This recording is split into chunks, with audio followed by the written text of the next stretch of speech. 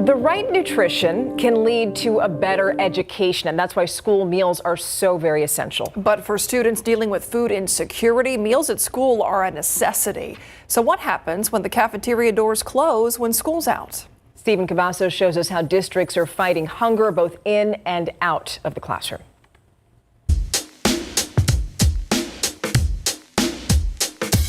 All right, we're taking a throwback to high school. Now, lunch was my favorite period, but did you know there's a lot of benefits to having a nutritious meal, especially when it comes to learning?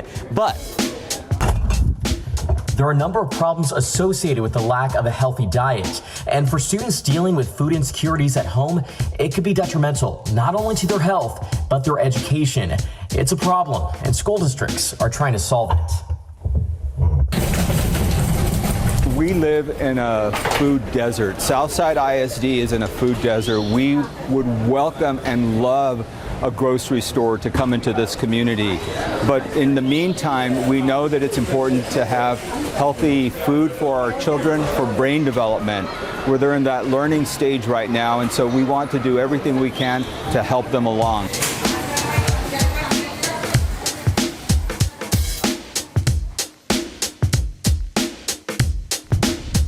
The Southside School District is a little more than 20 minutes from San Antonio's metropolitan area.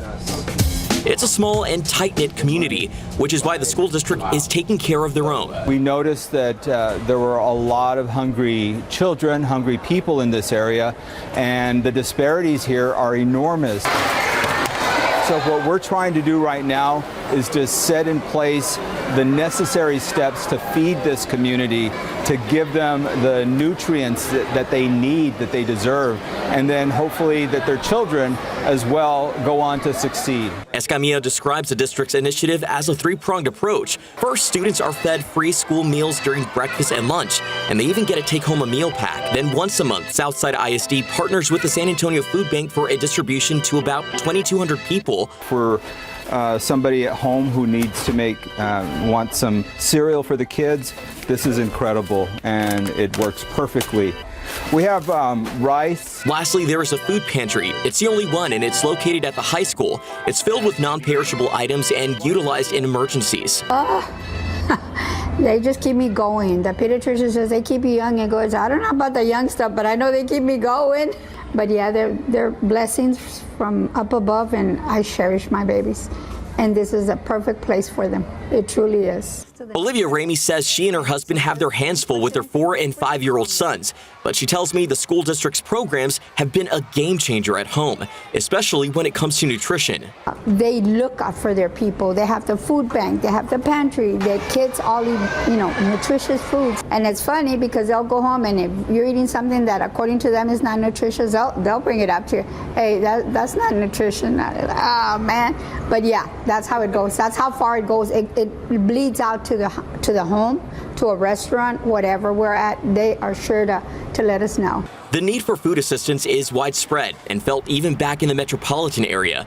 Northeast ISD, one of San Antonio's largest school districts, aims to provide meals through the summer. We provide meals just like we do during the regular school days, and so it's really important that those resources, those structures, those routines that are in place during the school year continue throughout the summer for our students, especially for our neediest students. Gutierrez projects 6,000 students will enroll for the summer programs.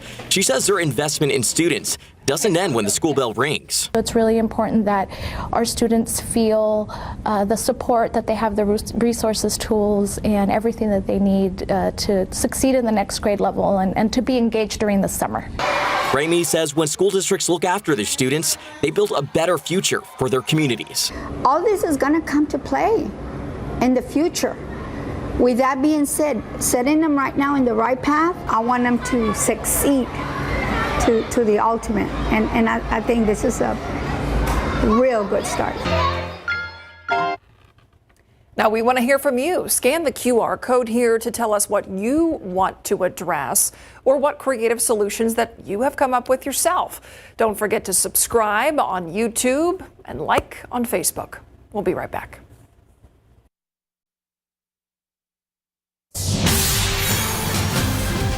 Abortion access across the country shrinking as states across the country pass bans. Votes in North and South Carolina this week now leave only one southern state without restrictive abortion legislation in motion. And another state could soon follow suit. Laura Aguirre brings us the latest. South Carolina's abortion ban is one step closer to becoming law. Lawmakers advanced a House bill late Wednesday that restricts most abortions after 6 weeks. While heavily backed by Republicans, not every GOP member is in favor. Abortion laws have always been, each and every one of them, about control. It's always about control. Senator Sandy Senn says she and a bipartisan group of female lawmakers, calling themselves sister senators, will be ready to fight when that House bill comes back to their chamber. All of the 5 women will be fighting against this bill. The big nail biter is going to be whether the 3 men who stood with us last time, whether they will stick with us. In North Carolina, the governor speaking out after state Republicans overrode his veto on their 12-week ban Tuesday. People are angry.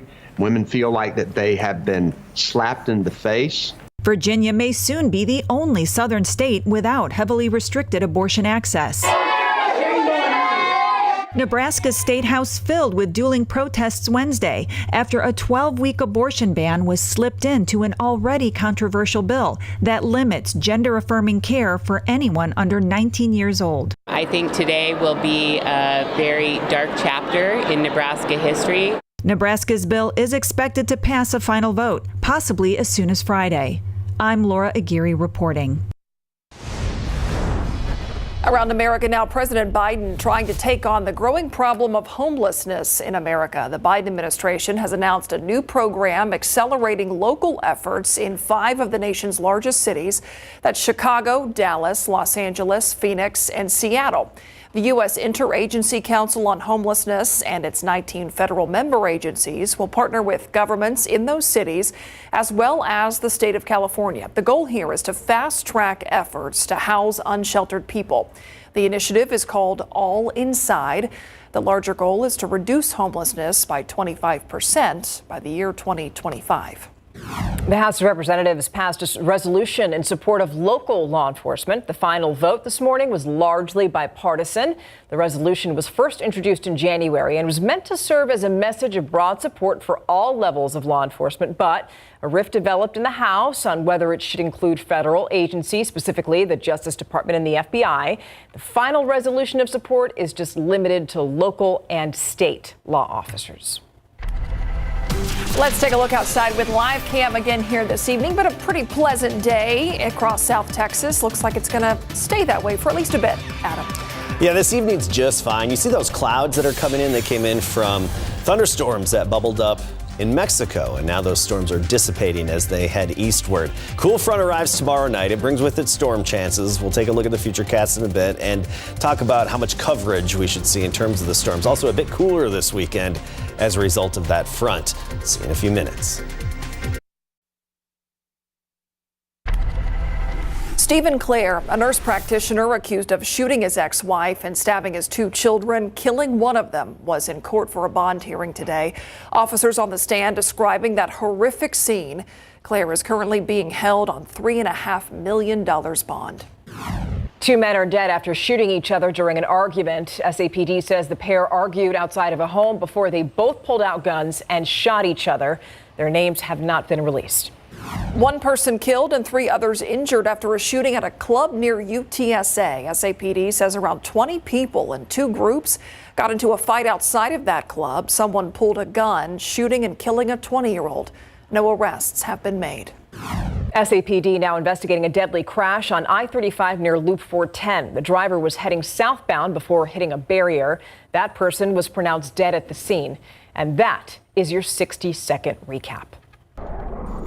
Let's turn to the forecast now. It's been a nice day, but we do have some more rain chances to talk about. Yes. I mean, you've been very excited about this, Adam. We've had drought-denting, drought-busting rain, and okay, looks like we may have more this weekend. Yeah, especially Friday nights when we really kick off our next chance of showers and thunderstorms. We're not expecting anything very widespread, But it will impact a few communities that get in the line of these storms that'll be developing along the cold front. So let's get right to our storm chances for tomorrow. They're 0% most of the day, but it's tomorrow night.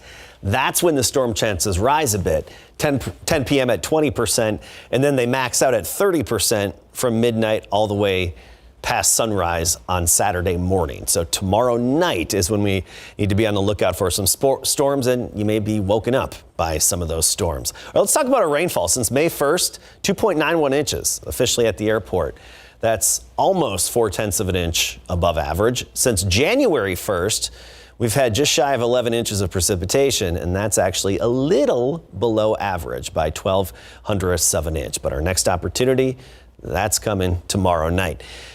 Farther to the west, thunderstorms really flared up earlier this afternoon in Mexico, and some leftover activity, mainly just light rain, has crossed over the Rio Grande. But we're seeing a little more development south of Crystal City in Dimmitt County. We'll watch that. We don't expect that to really have too much of a lifespan, as we've seen a lot of this action really fizzle out pretty quickly after developing. But around San Antonio, we're not expecting any showers and storms tonight. It'll be tomorrow night, our chance. And there's a little bit of activity northward, I should say, not pushing northward, just northward up a line up through San Angelo and even up into the Panhandle. That's good. They need the rain too. Still in drought in the Panhandle and parts of West Texas. Could still use some rain there. Upper level swirl, upper level disturbance here with that counterclockwise flow. That's actually combining a little bit with this upper level high over Mexico. So that big blue H has that clockwise circulation. And when they're oriented like this next to each other, it just funnels Pacific moisture and energy aloft into Texas and our neck of the woods. So that's going to combine with that cool front tomorrow night to give us some isolated to widely separated thunderstorms developing. During the day tomorrow, A-OK. Tomorrow afternoon and evening, just fine for the outdoor activities, practice, soccer practice, swim practice. You're going to be okay. It's tomorrow night, especially after sunset and after dinner time, when those storms will be developing in the hill country. And I know the Futurecast says 11 p.m. Fredericksburg, Blanco, Sisterdale. It could really be anywhere along here, but not everybody is going to get hit by it. But showing this model is beneficial with the fact that basically it's reinforcing our thoughts that thunderstorms should develop along the cold front. The big question is going to be exactly where. And then it'd be in the middle of the night when they could hit San Antonio. Strong straight line winds up to 60 miles per hour possible, especially in this number 2 area here of a 1 to 5, 5 being the worst. And that'd be widespread severe storms. We're at a 2 here, hill country in San Antonio, elsewhere a 1, an isolated activity. So this evening, just those high clouds thickening up. Humid, temperatures falling through the 70s. Tomorrow we start the day at 68. By 5 o'clock, we're at 91. And we don't even have a storm chance all the way through sunset. It's after sunset, and especially midnight and thereafter when we could see the storms hit San Antonio. And keep in mind, that timing and placement is going to be changing. So we'll keep you updated throughout the day tomorrow. Check back for the updates, and we'll be live on the KSAT Weather Authority app as needed as well. Tomorrow afternoon, though, low to mid 90s across our area, low 90s locally, mid 90s along the Rio Grande.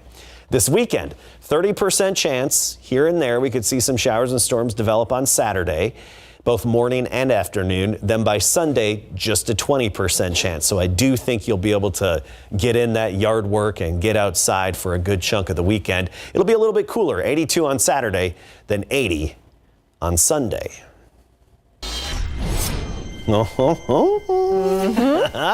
Very exciting. I love Therm-Thurs. I even wore the Thermometer Thursday tie. That is the logo on there. And this is a story of resiliency. Thermometer resiliency. So several months ago, I hung up this thermometer at a friend's parents and grandparents' lake place on Lake LBJ. So a couple hours north of San Antonio, right? This is on the porch. The lake is off there into the background. That's the dock. Well, on May 5th, a severe thunderstorm rolled in with wind gusts estimated to be around 60 to 70 miles per hour. And this porch picked up a lot of damage, and it lifted the permanent roof completely off, flipped it up and over the house. More damage than water damage on the inside. They had to gut it because of the water damage. Anyway, unfortunate situation, right? This lot next door, that's where they found my thermometer. in the lot next door where you see a little limb down, or not a little limb, but a moderate-sized limb down right there. And oh yeah, baby, put that thermometer back up on that post in the damaged porch there. But it's a little dirty, a little muddy, but strength and resiliency there in that homemade thermometer. Okay, I've got here, I'm going to show you the design. Craig Fisher of Canyon Lake, homemade thermometer. I've been working hard on these backboards, blowing the glass, calibrating everything. You go to KSAT.com/thermometer to enter the drawing. But Craig Fisher, congratulations. Craig, it stands up to Mother Nature.